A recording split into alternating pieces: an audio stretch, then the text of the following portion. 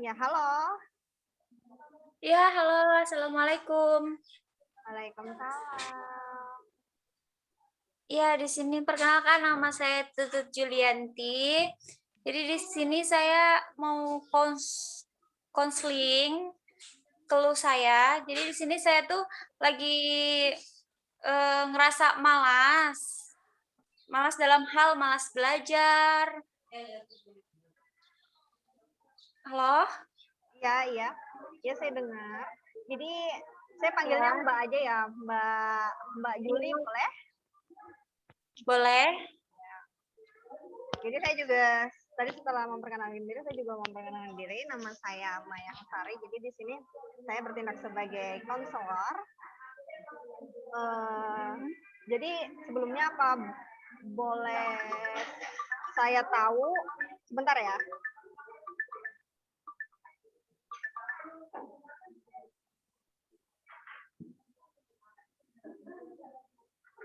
Oh, sorry. Jadi sebelumnya apa boleh saya tahu apa Mbaknya udah pernah mengikuti konseling sebelumnya? Belum pernah, baru kali ini. Gitu. Jadi sebelum masuk ke sesi konseling, saya jelaskan secara singkat dulu ya, Mbak. Jadi konseling ini merupakan ini adalah sebuah pelayanan profesional ya. Jadi Mbak Julinya akan saya bimbing untuk insya Allah untuk mencari solusi untuk masalahnya. Jadi ini sebuah layanan profesional ya. Jadi kira-kira waktu kita dalam satu pertemuan konseling itu hanya 45 menit. Boleh, Mbak Juli? Ya, Ya. iya boleh.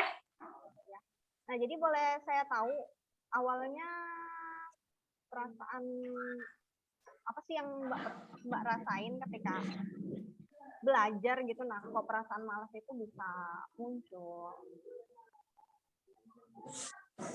Kenapa Mbak suaranya putus-putus?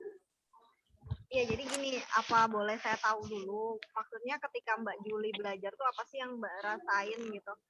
Yang Mbak kan mengaku atau merasakan malas ketika malas banget nih mau belajar gitu, nah, dan ketika Mbak ngelakuin belajar apa sih yang Mbak rasain gitu loh?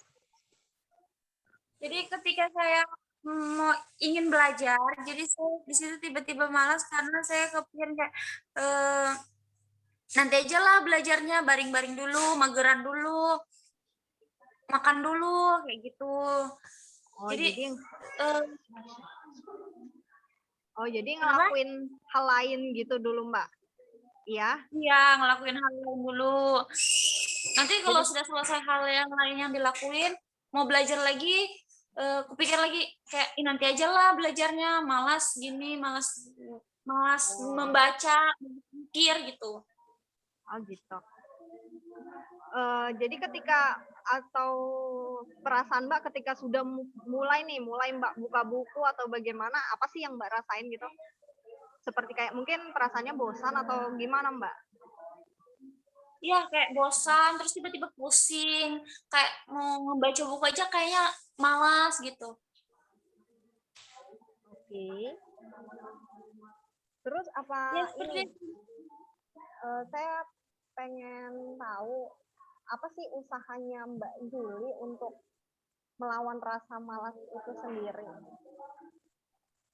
Usahanya kayak tetap berusaha untuk kayak kan lagi malas belajar nih, kayak malas buka buku, kayak malas buka laptop, tiba-tiba dipaksain, diusahain biar bisa kayak kan kayak ngelakuin hal lain dulu, tapi tetap aja kayak mau ngelanjutin belajar kayak aduh malas banget, mager atau kayak nanti aja dulu, kayak ditunda-tundain gitu nah. Oh, jadi usahanya tuh buat nyelesain yang lain dulu baru insya Allah mau belajar gitu. Itu usaha untuk Iya, biar mau belajar itu gitu Mbak ya. iya, Kalau boleh tahu Mbak Julinya sekarang selain apa aktivitasnya atau kesibukannya apa Mbak? kuliah. Cuman kuliah ya Mbak ya. Iya, cuma kuliah aja. Jadi kalau menurut saya sih itu eh, usahanya Mbak Juli untuk ngelakuin hal lain dulu baru insya Allah jadi setelah itu belajar, itu udah sebuah hal yang bagus ya gitu. Tapi Mbak Ya. Juli, berarti apakah Mbak Juli merasa Mbak Julinya kurang motivasi gitu, motivasi untuk belajar? Apakah iya gitu Mbak Juli? Iya, kurang motivasi juga. Betul. Saya kurang motivasi untuk belajar, kayak kurang kayak nggak ada yang semangatin, ayo cepat belajar gitu. Kurang juga motivasi dari orang-orang terdekat. Jadi Mbak Juli sebenarnya apa sih yang Mbak Juli yang bisa gitu, yang Mbak Juli mungkin kebayang nih bakal belajar ketika apa gitu, ketika mendapatkan sesuatu atau ketika apalah. Mbak Juli kira-kira apa? Ketika mendapatkan motivasi dari seseorang yang kayak nyemangatin untuk belajar. Mungkin seperti itu. Seseorangnya yang spesial misalnya orang tua gitu, orang tua atau Iya, teman seperti orang dekat. tua atau teman-teman terdekat. Nah, seperti itu. Ya. Mungkin seperti itu.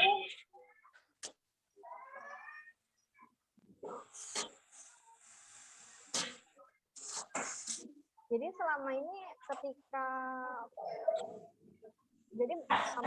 Mbak Julinya belajarnya nggak nyaman gitu ya, tapi Iya, belajar tapi nggak nyaman.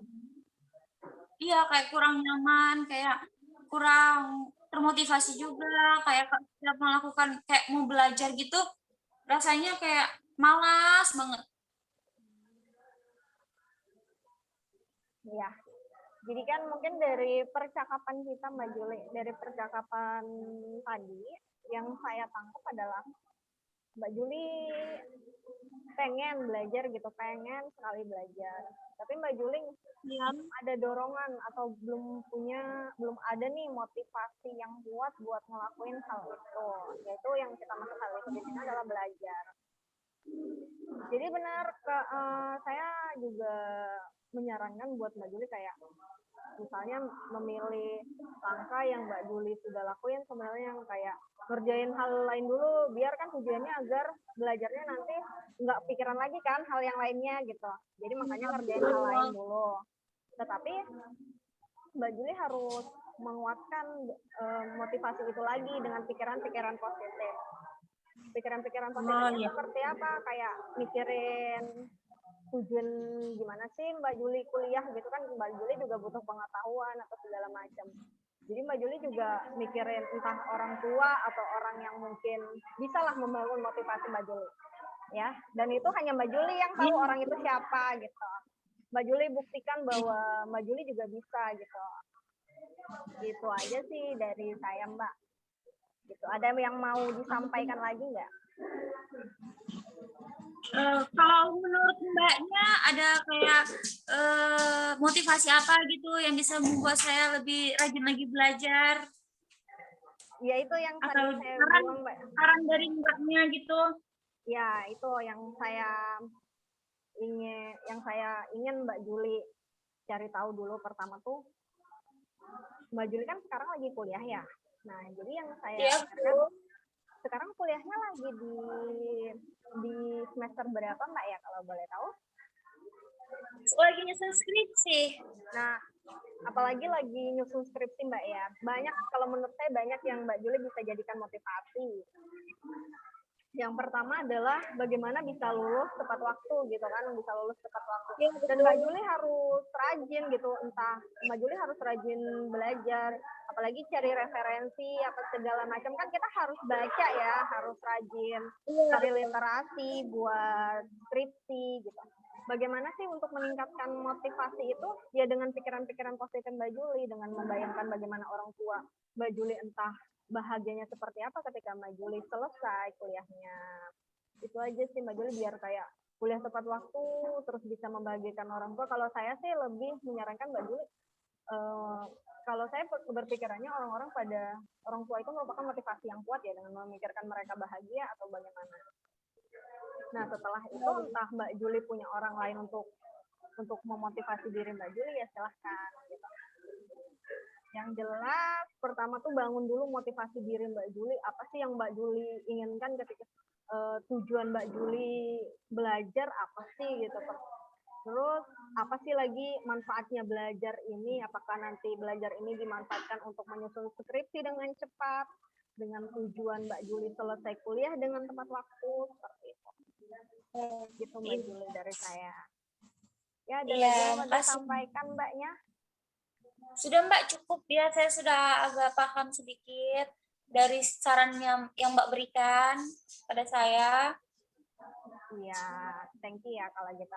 Ya udah, mungkin kalau udah nggak ada yang dibahas lagi, saya cukupkan sampai di sini saja. Mungkin lain waktu kita juga bisa membahas lebih lanjut jika Mbak Juli juga memang merasa ada sebuah yang ada sesuatu yang masih kurang gitu. Jadi silakan aja tanya ya. Ya udah. Oke, ya. Makasih Mbak Juli. Ya, sama-sama Assalamualaikum Mbak. warahmatullahi Terima kasih juga. wabarakatuh. Ya, waalaikumsalam. Bye-bye.